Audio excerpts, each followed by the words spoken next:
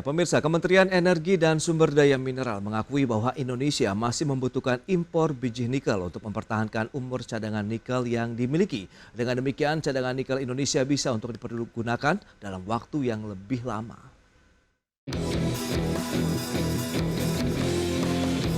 Pemerintah mengakui Indonesia masih membutuhkan impor biji nikel. Importasi diperlukan antara lain untuk mempertahankan umur cadangan nikel yang semakin menipis di dalam negeri.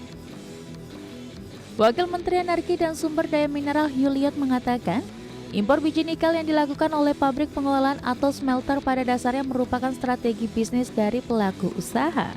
Namun hal tersebut akan menguntungkan bagi cadangan nikel Indonesia yang diharapkan akan berumur lebih lama.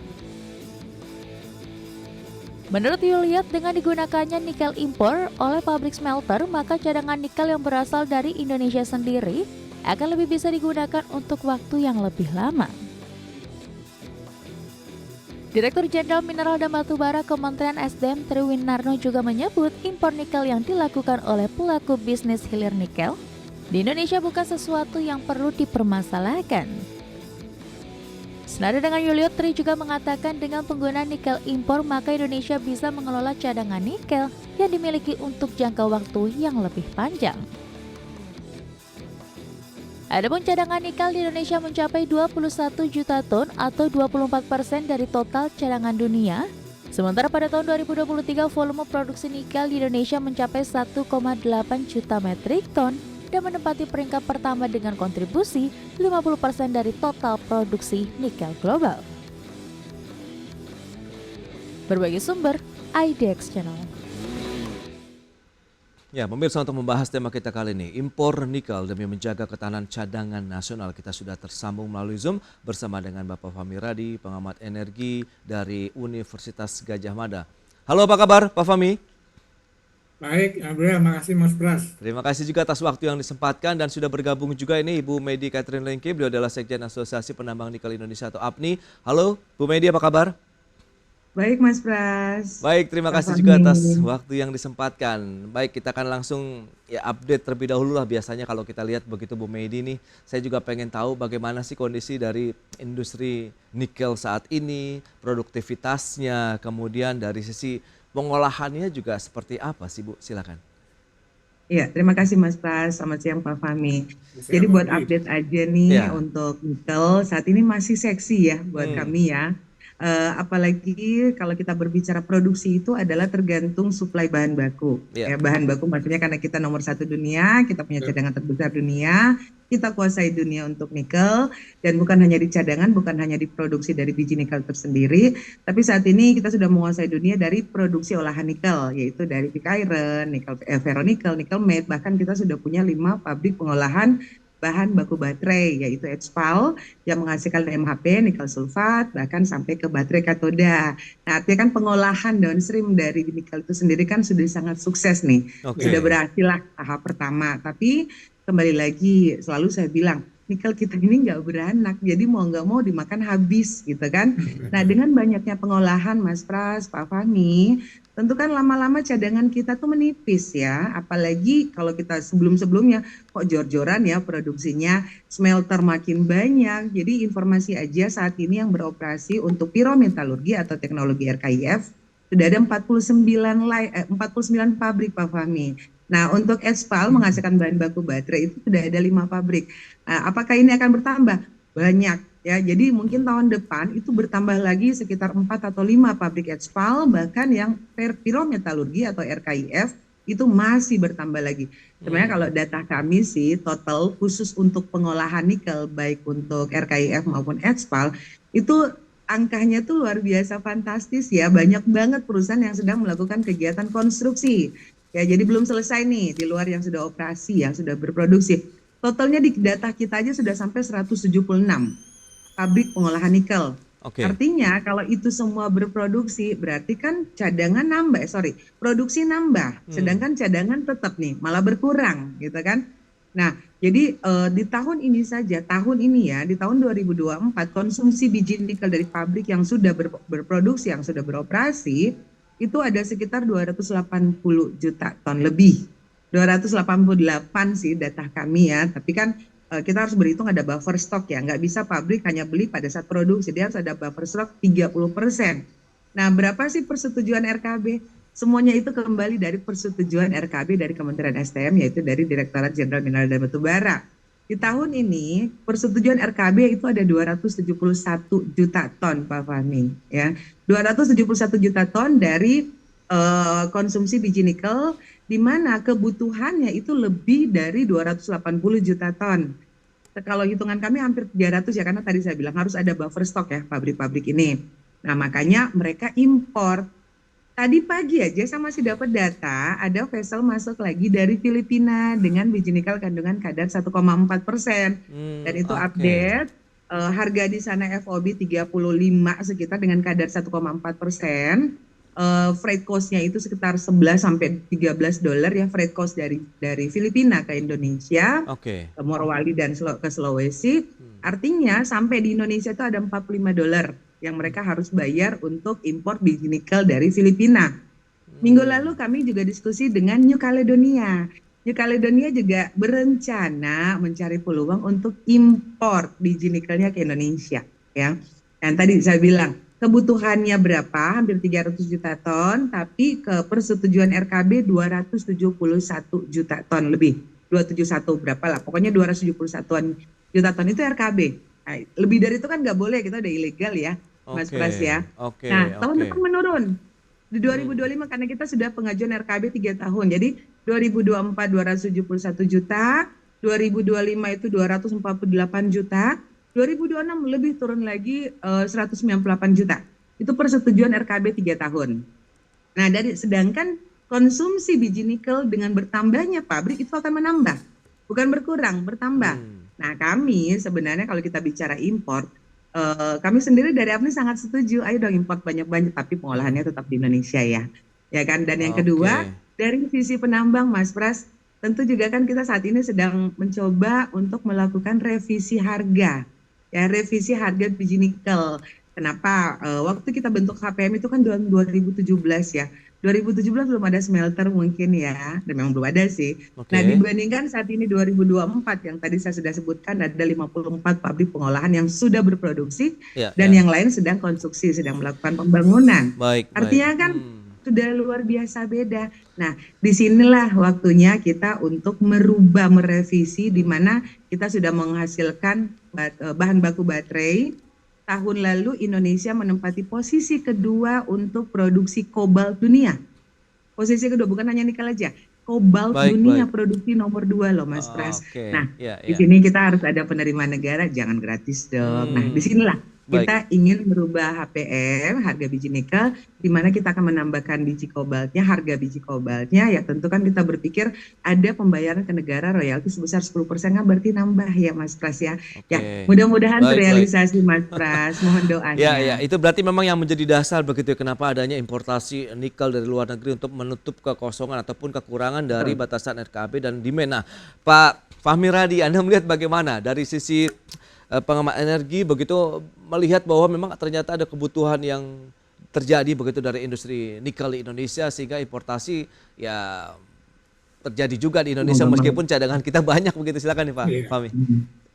Iya, saya kira kalau tujuannya impor itu untuk menjaga cadangan nikel, saya kira ini alasan yang mengada-ada gitu ya. Karena data menunjukkan bahwa kita adalah penghasil biji nikel terbesar di dunia. Dan 25% itu dari total cadangan dunia. Artinya ini besar sekali gitu ya. Saya perkirakan dalam waktu 10 tahun nggak akan habis gitu ya. Sehingga kalau alasannya menjaga cadangan, itu alasan yang dicari-cari gitu ya. Nah, kemudian yang kedua, ini kebijakan impor ini menurut saya ironis gitu ya. Kenapa? Karena ini bertentangan dengan kebijakan yang ditetapkan oleh Jokowi untuk melarang ekspor biji nikel itu. Yang tujuannya adalah agar nikel kita, biji nikel kita itu dihilirisasikan di Indonesia sehingga menghasilkan nilai tambah gitu ya. Nah, kalau hilirisasi tadi sebagian berasal dari impor, ini artinya nilai tambah yang harusnya dinikmati oleh Indonesia, ya itu diserahkan juga pada Filipina misalnya sebagai impor. Maka menurut saya ironis gitu ya. Nah, ketiga, kalau permasalahan yang dihadapi adalah lambatnya turun LKB gitu ya, rencana kerja anggaran biaya yang dikeluhkan oleh pengusaha smelter misalnya, maka yang diperbaiki adalah birokrasinya, yang diperbaiki tata niaganya agar LKB-nya itu dapat segera diproses gitu ya. Jangan kemudian dibukakan impor gitu loh. Itu saya kira Oke. ini yang harus ditinjau ulang gitu ya, Mas Pras. Baik, RKB-nya berarti yang boleh diizinkan lebih tinggi lagi begitu ya, sehingga tidak membuka peluang untuk melakukan importasi. Kita akan bahas lebih jauh seperti apa sih memang kalau kita lihat urgensinya untuk melakukan importasi, bagaimana demand-nya juga di dalam negeri dan kebutuhan ekspor. Kita akan bahas nanti di segmen berikutnya pemirsa, dan kami akan segera kembali usai pariwara berikut ini.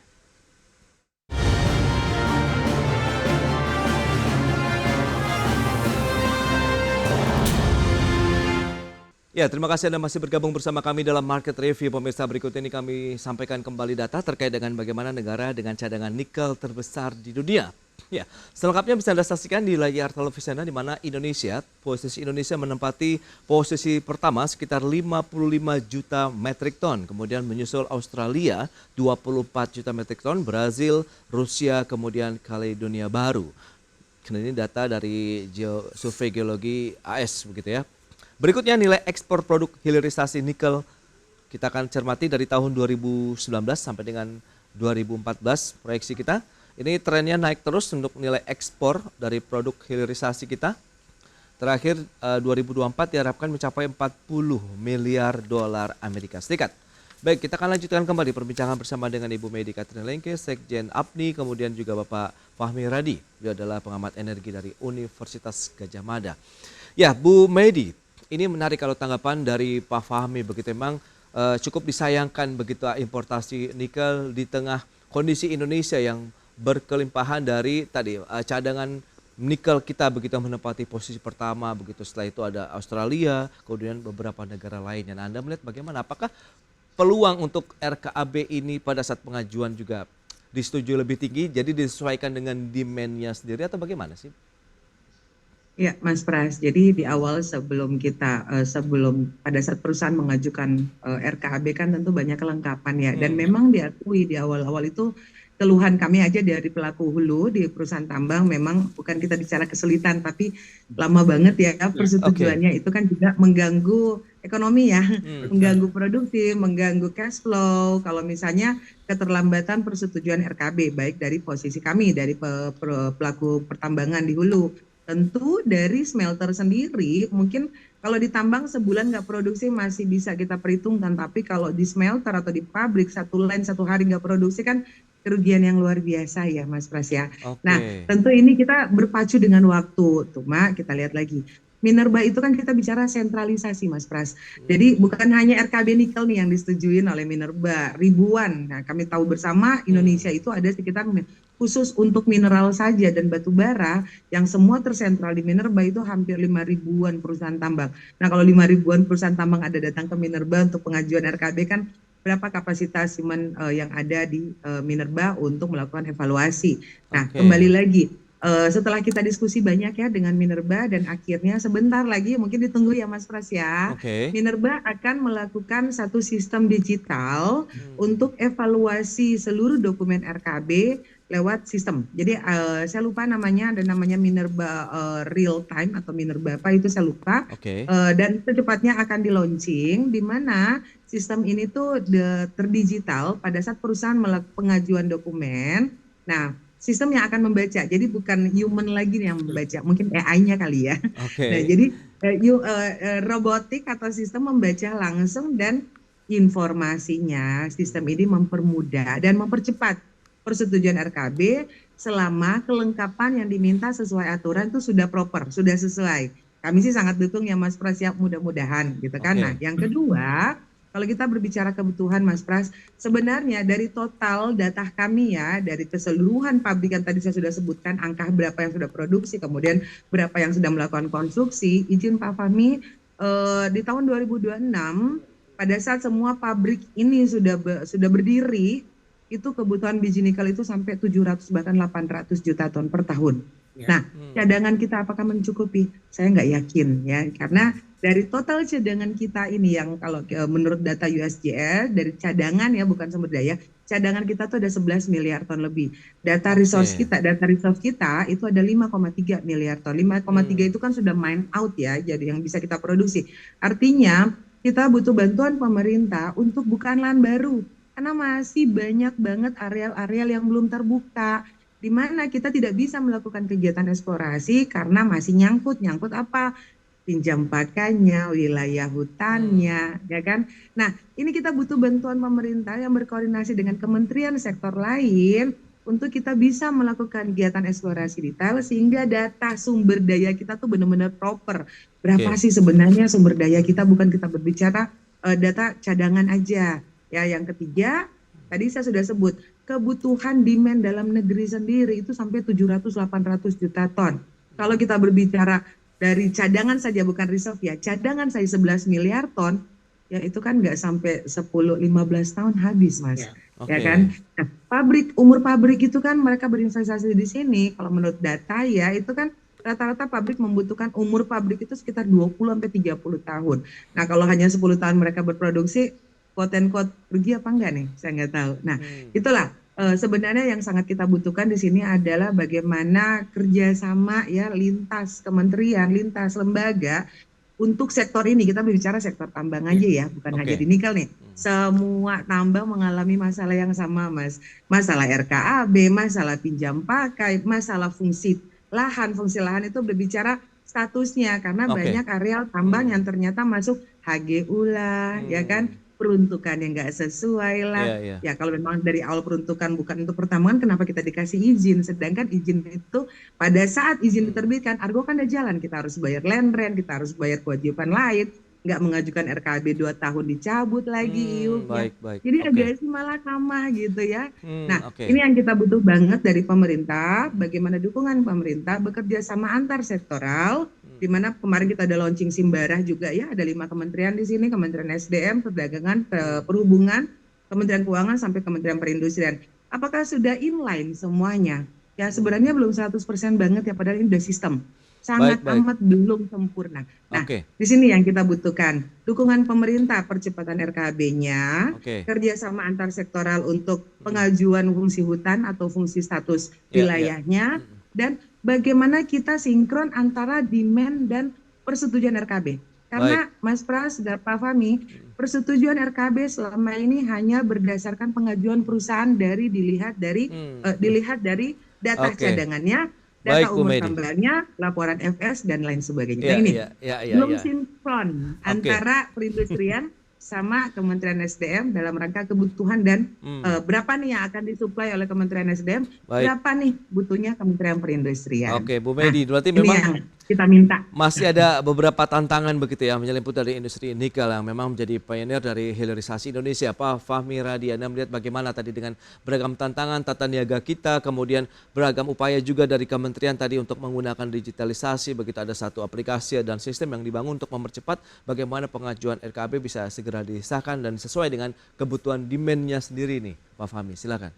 Ya, saya yakin semua itu dapat diatasi gitu ya. Apalagi kalau kita melihat komitmen Prabowo untuk memprioritaskan hilirisasi tadi, maka saya kira segala permasalahan termasuk koordinasi antar bidang itu pasti akan bisa diatasi gitu ya. Nah, mengenai RKAB tadi, saya kira juga sudah diterapkan tentang digitalisasi gitu ya.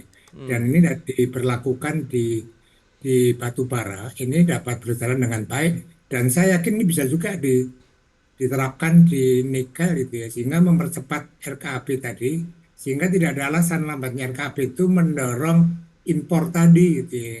Karena ini tadi saya katakan bahwa tujuan hilirisasi untuk menaikkan nilai tambah ini akan ternodai gitu ya, atau terkurangi lah dengan adanya impor tadi.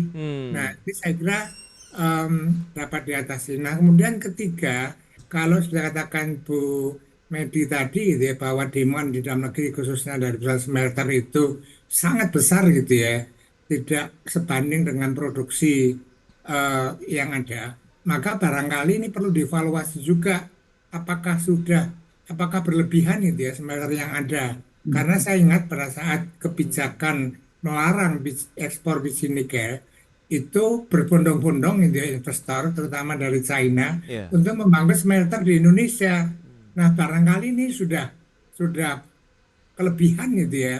Maka Oke. ini barangkali yang perlu diatasi. Kalau misalnya tidak memungkinkan ditutup, ya jangan dibuka lagi gitu loh. Jangan mengundang yang baru gitu ya. Sudah cukup sebenarnya sekian. Nah, Oh, ini disesuaikan antara demand dan supply yang ada di dalam negeri. Tidak perlu impor tadi.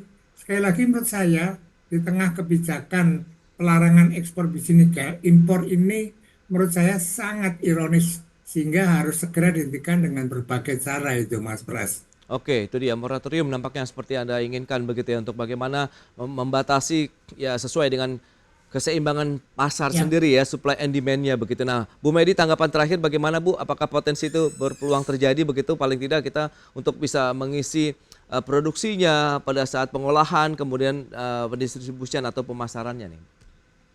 Ya, Mas Pras, saya sangat setuju karena mungkin masih ingat dari 2 tahun lalu kami dari APNI sudah pernah mengajukan dan berulang kali mengajukan ke pemerintah untuk segera moratorium nikel kelas 2. ya, Itu Oke. segera stop ya, stop. Kita bilangnya stop investasi baru untuk pirometalurgi Hmm, karena di saat ini sudah kebanyakan. Kita ya, sudah sukses untuk nikel kelas 2, saatnya kita maju naik kelas. Naik kelas itu adalah kita hmm, menggunakan investasi untuk mengolah nikel kelas 2 itu menjadi barang jadi, barang oke. hilir ya, Hmm, bukan barang setengah jadi.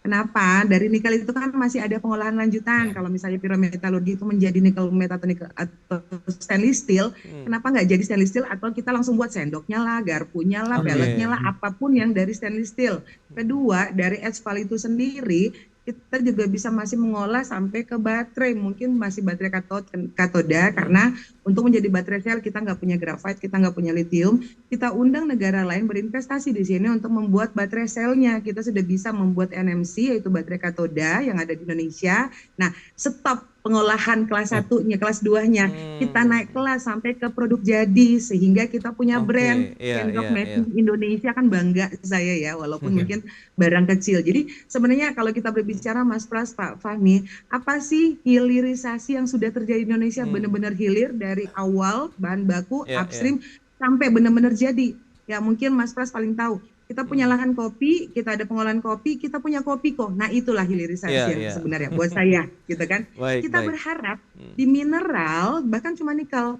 Karena Pak Prabowo kemarin sudah mengannounce ada 26 komoditas wajib hmm, hilirisasi, termasuk 12 mineral dan non metal untuk segera dihilirisasi juga seperti nikel, kayak bauksit, timah, silika ya, dan yang lain-lain. Nah, hmm. kita mampu atau tidak? Nah, tergantung. Ingat, kalau nikel kita berhasil karena kita cadangan nomor satu. Kalau bauksit dan timah atau mineral lain kita Iya, bukan iya. nomor satu, Mas Pras. Ya. Baik. Dan yang kedua, sudah waktunya naik kelas. Stop menginvestasi baru Hmm, untuk middle untuk midstreamnya. Mari kita mengundang untuk melakukan hilirisasi. oke. Waktunya sudah hilir, barang jadi, benar-benar Ah, jadi, baik, sehingga baik. kita punya brand dan kebanggaan Ya, made in Indonesia. Ini yang baik itu penting Mas dia. Pras, sehingga cadangan juga balance, Yes, supply yes. demand juga ya. balance, dan Hmm, kembali devisa negara. Kita butuh baik, devisa, kita itu butuh dia. cuan. Ya. Itu Mas Berarti Pras. on the track begitu ya Fahmi ya. Pak Fahmi kalau Anda Iya, melihat begitu betul yang sudah sekali. Anda sampaikan begitu bahwa memang Ya.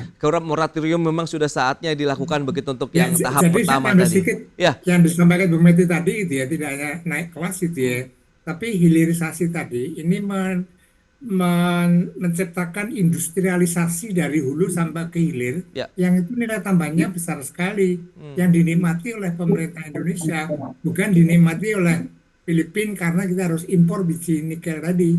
Maka menurut saya oke. stop impor biji nikel dari manapun itu. Baik itu dia kita tunggu nanti bagaimana action juga dari pemerintahan semoga tadi dengan beragam kebijakan kemudian integrasi bagaimana harmonisasi kebijakan Ya. antar kementerian lembaga juga bisa satu begitu ya bisa solid begitu. Baik Pak Fahmi terima kasih banyak atas analisis yang sudah disampaikan. Bu Medi terima kasih juga atas update dan tadi semoga upaya-upaya yang sudah dilakukan juga gayung bersambut begitu dengan pemerintah ya. Selamat melanjutkan Bantu doa. aktivitas Anda kembali. Selamat Sampai siang jumpa Bu kembali Medi. ya. Terima kasih Bu Terima Medi, kasih Pak Mas Fahmi. Pras, Pak Fahmi. Salam sehat semua. Selamat Ya. Selamat siang. siang. Baik pemirsa, 1 jam sudah saya menemani Anda dalam Market Review dan perbarui terus informasi Anda hanya di IDX Channel, your trustworthy and comprehensive investment reference. Karena urusan masa depan harus terdepan, aku investor saham. Ya saya, Prasetyo Wibowo, beserta seluruh kerabat kerja yang bertugas pamit undur diri. Terima kasih, sampai jumpa.